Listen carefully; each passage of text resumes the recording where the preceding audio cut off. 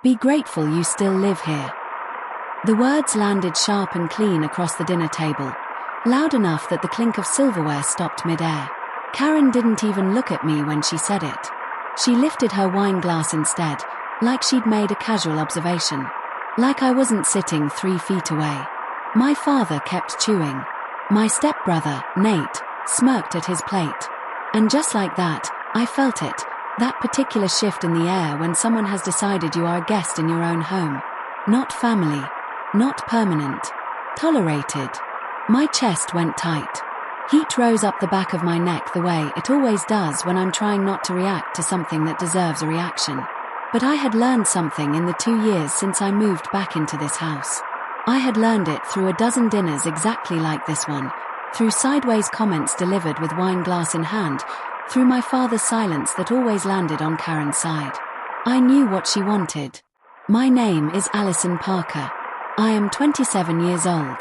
And the woman at the head of my mother's table had absolutely no idea what she had just set in motion. What she wanted was a reaction. A scene.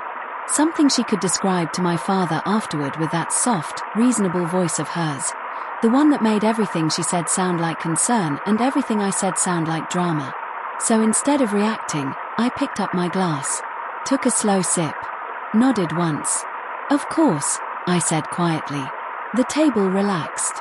Laughter crept back. Nate reached for more bread. The evening rolled forward as though the comment had never been made. But something had shifted inside me. Something that had been building for 2 years went very still, not defeated, not resigned, still the way water goes still before it goes deep. I had been patient because I thought patience was the right posture. I had stayed quiet because I believed the house would settle into something fair. I had smiled through the small humiliations because I told myself they were small. After that dinner, I stopped telling myself that. Karen had said it out loud, in front of witnesses, with the certainty of someone who believed they held all the relevant power. I had learned, by then, to pay attention to certainty. Because certainty built on something false is not a strength. It is an invitation. I moved back into this house 26 months ago. Not because things didn't work out somewhere else. Not because I couldn't afford my own place. My stepmother had her version of events, that soft retelling where I was the daughter who had struggled and stumbled back and needed the generosity of this household to keep her upright. That was not what happened. What happened was that my mother called me on a Thursday night in October, and her voice sounded different. I drove 4 hours the next morning. She was in the hospital by Saturday. She was gone 6 weeks later. I left my apartment and came home because my mother was dying and I wanted to be near her for every day she had left. I was there when she took her last breath. I held her hand. After the funeral, I stayed. I stayed because I was still her daughter and this had been her house, and leaving felt like abandoning something I wasn't ready to abandon. Karen arrived 6 months after the funeral. She had new curtains up within the year, rearranged furniture, removed photographs from the hallway and replaced them with her own. And she began talking about the house as though it had always been hers to talk about. I want to be clear about the pattern, because it mattered later. It was never one big thing with Karen. It was 100 small ones, each one light enough to wave away on its own, each one building on the one before it. "You're still here," said with a laugh, as though my presence was a running joke she'd been patient about. "Must be nice not having real bills." Said at brunch, in front of her sister, with a smile that made it land like a compliment. "We all have to grow up eventually, Allison." Said directly to me, as though I had asked for her opinion on my life. Always said lightly. Always with an audience. Always followed by that same patient half smile, waiting for me to crack and give her the scene she could use later. I never gave it to her. The first time I had tried to push back, gently, at a dinner 6 months after I moved back, my father sighed with the exhausted weariness of a man who didn't want conflict. Karen had smiled. The message was absolutely clear. Loud loses. Calm wins. I learned it and kept learning it, and then one day I stopped just keeping it and started using it. It wasn't just the comments. It was what the comments revealed. Karen had arrived in this house believing she understood the situation completely. She had assessed the variables, My father's quiet compliance, my careful restraint, the absence of anyone who would push back, and she had concluded that the ground was hers. What she had never done was check. That was the essential thing. All of her certainty, all of her confidence, all of the ease with which she rearranged furniture and repainted rooms and used the word ours, none of it was built on actual knowledge. It was built on assumption. On the belief that if something significant stood between her and full ownership, someone would have mentioned it. No one had mentioned it. I hadn't known there was anything to mention. I had been grieving. I had been adjusting. I had been absorbing her comments with the focused patience of someone who had decided that peace was more important than being right. Until the night I found the box. Until I found out that my mother, years before any of this, had been quietly more careful than any of us knew. And that the ground Karen was standing on with such easy confidence was not the ground she believed it to be. My mother's name was Helen Parker. She had lived in this house for 18 years. She had planted the garden, painted the kitchen a particular shade of yellow that Karen had since covered with cold neutral white, and chosen every piece of furniture with the care of someone building a home. She had also been a careful woman, and she had trusted a lawyer named Bernard Okafor with the paperwork that mattered most. It was the second winter that changed things. I was looking for my mother's old insurance records when I found the box in the hallway closet, pushed to the back behind bags of winter coats and board games from my childhood. It was labeled in my mother's handwriting. I sat on the closet floor and opened it. Inside were documents going back years, utility records, renovation receipts, correspondence. At the bottom was a legal document with a notary stamp. The name at the top was Bernard Okafor, attorney at law. The date was 11 years earlier. My name appeared in it, not in passing, but in a specific clause dealing with ownership conditions and the rights of a named beneficiary. I sat there for a long time. Karen was downstairs, her voice carrying the easy confidence of someone completely at home. I didn't call immediately. I thought about it for 3 days. I went over what I had read, trying to be precise about what I actually understood versus what I might have misread. Legal documents resist casual interpretation, and I knew enough to know I could be wrong. During those 3 days, life in the house continued normally. Karen made a comment at breakfast about the water bill. Nate left dishes in the sink. My father came home from work and asked about dinner. I went through the motions of the evenings the way I had for 2 years, and nobody noticed anything had changed. But everything had changed. I thought about my mother. She had never done anything important in a casual or careless way. If she had gone to a lawyer, had a document drafted and notarized, it was because she had thought it through and decided it was necessary. She had thought about this house. She had thought about me. On the 4th morning, I called Bernard Okafor's office and made an appointment for the following Thursday. I gave my name and said it was regarding a trust document. The receptionist said she would pass it along. The office was quieter than I expected.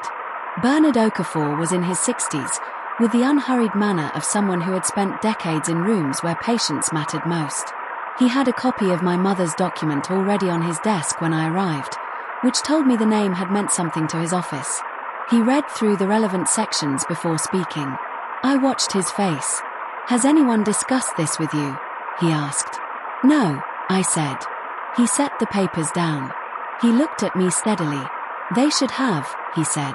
He walked me through it without hurrying. The house had been placed in a partial trust by my mother 11 years earlier, with my father holding rights of residency. The trust had been drafted specifically to ensure that the property could not be sold, transferred, or reassigned without my knowledge, and under certain triggering conditions, full ownership would transfer to me. I asked what the triggering conditions were. He pointed to a clause near the bottom of the 3rd page. I asked if the trust was still valid. "Completely," he said. I asked if anyone had contacted his office since my mother passed. No one had. I thanked him and walked out into the afternoon sun. The clause was specific. I had Bernard explain it twice, and I wrote the key language in my notebook when I got home. If the property was treated as solely owned by my father or any party acting under his name, if it was used in a way that excluded a named beneficiary, reassigned by any informal or formal means, or publicly claimed as belonging to someone not designated by the trust, Then enforcement could be triggered immediately, without delay or negotiation. My mother hadn't been creating a legal maze. She had been ensuring that one specific thing could never happen, that someone could move into her home and, through the ordinary erosion of daily life, make it theirs in a way that displaced what she had built. She had been thinking clearly about exactly the kind of thing that had been happening. I thought about the photographs removed from the hallway, the kitchen repainted, the furniture rearranged, the comments about gratitude delivered at the dinner table. I thought about how little Karen knew about what she was standing on. And I thought about my mother, 11 years earlier, sitting across from Bernard Okafor and thinking clearly about the future she couldn't see but wanted to protect. I didn't confront anyone. That was the temptation, and I felt it strongly. The urge to walk downstairs and lay the document on the kitchen counter and say something was real enough that I had to actively decide against it. Because I had learned something in 2 years of living with Karen, and the lesson applied here too. Moving too fast gave her a shape to respond to. It let her set the terms. I was not going to let her set the terms. Instead, I asked careful questions in ordinary conversation. I mentioned, casually, that I'd been thinking about the house and asked my father what the long-term plan was. He said they were happy where they were. I asked Karen over dinner whether my mother had finalized all the property paperwork before she passed. Karen answered quickly, with complete confidence. The confidence was the tell. She wasn't lying because she knew the truth and was hiding it. She was lying the way people do when they've never checked, when they assumed something was true because it was convenient, and assumed so thoroughly that the assumption had become knowledge. She didn't know about the trust, which meant she didn't know what she was risking every time she opened her mouth. My Aunt Patricia was the only person I told. She had been my mother's older sister, watching the situation in this house with the quiet attention of someone who cared too much to say the wrong thing. She called me on a Sunday afternoon in late February, 3 weeks after my visit to Bernard's office, and asked how I was doing. Not the surface question. The real one. "I'm waiting," I told her. "For what?" she asked. "For Karen to say it clearly," I said. Out loud. "With witnesses." A pause. "You found something," she said. "I found what Mom left," I said. Patricia made a sound I recognized, not surprise, exactly, but the confirmation of something she had long suspected. She had known my mother her entire life. She knew how my mother thought. "What do you need from me?" she asked. "Nothing yet," I said. "Just be there when it matters." She said she would. I trusted her completely. She had been at every important moment of my life, and she understood what this house represented, what it had meant to my mother, and what it meant now. She was quiet for a moment. Then, "Your mother was the most patient person I ever knew." "I know," I said. "I'm trying to be." Karen got bolder through March and April. I think she mistook my silence for acceptance.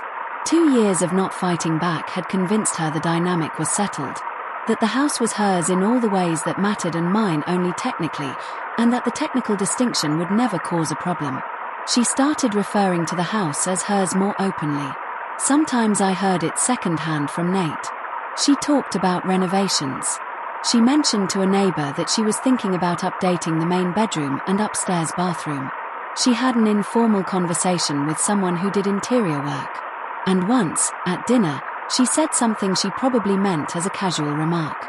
"Eventually," she said, "we'll make this place completely our own." My father nodded. I looked at my plate.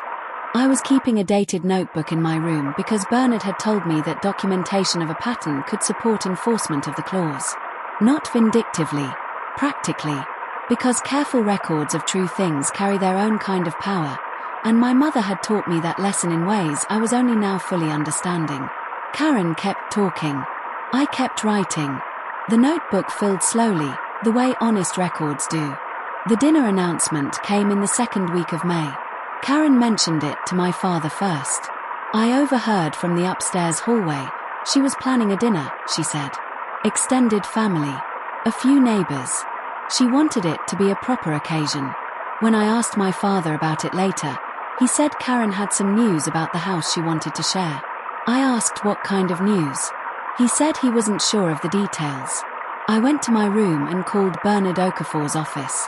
I asked whether a public announcement of ownership, made clearly in front of witnesses, asserting sole claim over the property, would constitute a triggering event under the trust clause. Bernard's assistant said she would have him call me back. He called that evening. Yes, he said. That would qualify. I asked him to prepare the enforcement paperwork in advance. I'll let you know when to file, I said. I already knew what Karen would say at that table. I had been listening for 2 years. She was not going to hedge or qualify. She was going to claim the house completely, in front of everyone she wanted to impress. I asked Bernard one more question. He answered it. I thanked him and put the folder together that night. The week before the dinner, I called Aunt Patricia. I told her about the clause. I told her about Bernard. I told her what I believed Karen was going to say and what would happen immediately after. Patricia listened without interrupting. When I finished, she was quiet for a moment. Your mother knew, she said. Yes, I said. She knew exactly what she was doing when she set this up. I think she knew more than any of us gave her credit for, I said. Another silence. What do you need from me? Patricia asked. I told her I needed her present. I needed someone in that room who understood what they were witnessing, someone who had loved my mother and would understand why this mattered beyond the legal mechanics of it. She said she would come. She also said something else before we hung up. Your mother was patient. She never acted until the moment was exactly right.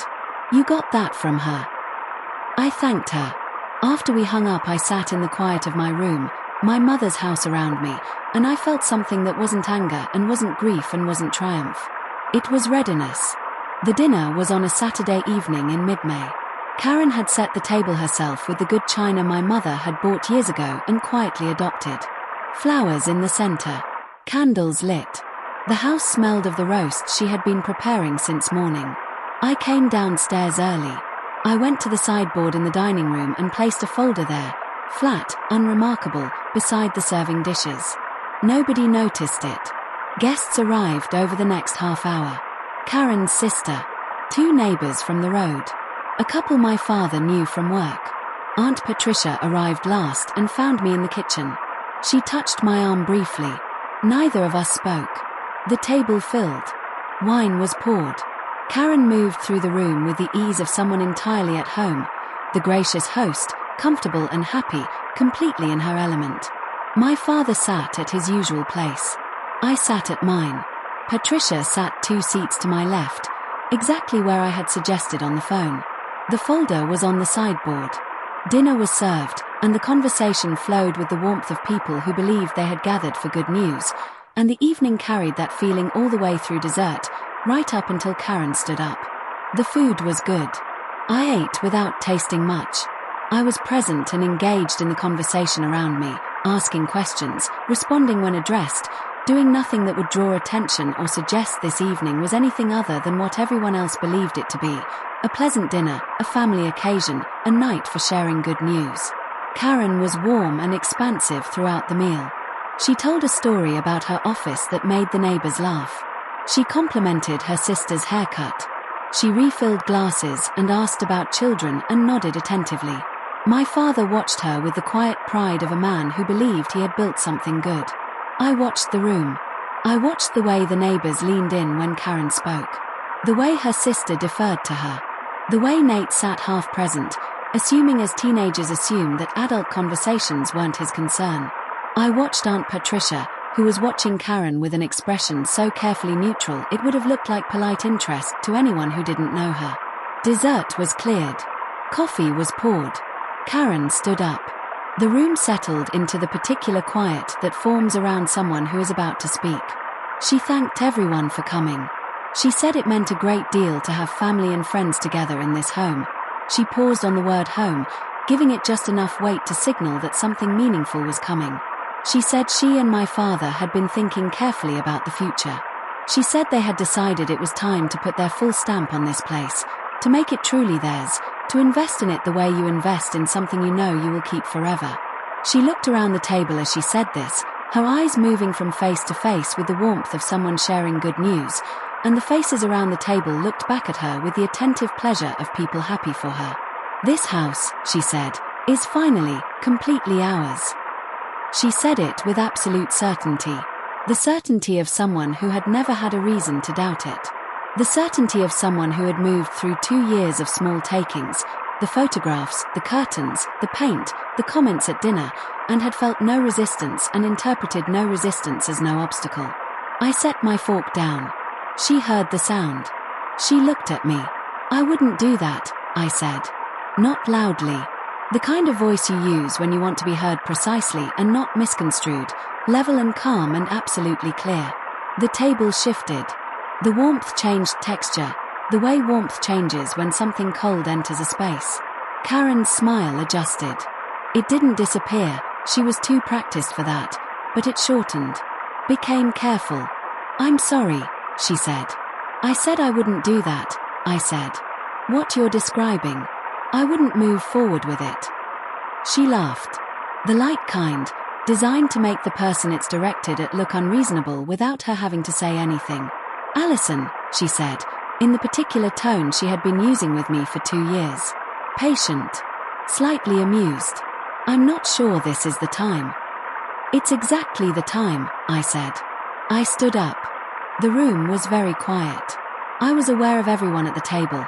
Karen's sister, the neighbors, my father, Nate with his phone now face up, Aunt Patricia absolutely still in her chair, and I was aware that none of them knew yet what was about to happen. I walked to the sideboard and picked up the folder. I set the folder on the table in front of Karen. She looked at it, then at me. Her expression had moved past the managed smile into something more careful. She was recalculating. "What is this?" she said. "A trust document," I said. "The one my mother set up 11 years ago with her attorney." She looked at my father. He looked at the folder. "I don't think you knew about this either, Dad," I said. "That's not an accusation. I think it was kept separate for a reason." He reached across and took the folder. He opened it and looked at the first page. Karen said, "I'm sure this is just." "Read it," I said. Not unkindly. The neighbors had gone very still. This was not the announcement they had come for. Karen's sister was watching Karen now with an expression whose loyalty was still deciding where to land. My father was reading. The candles burned low and steady. Aunt Patricia's hands were folded in her lap. She was watching me with an expression I can only describe as recognition.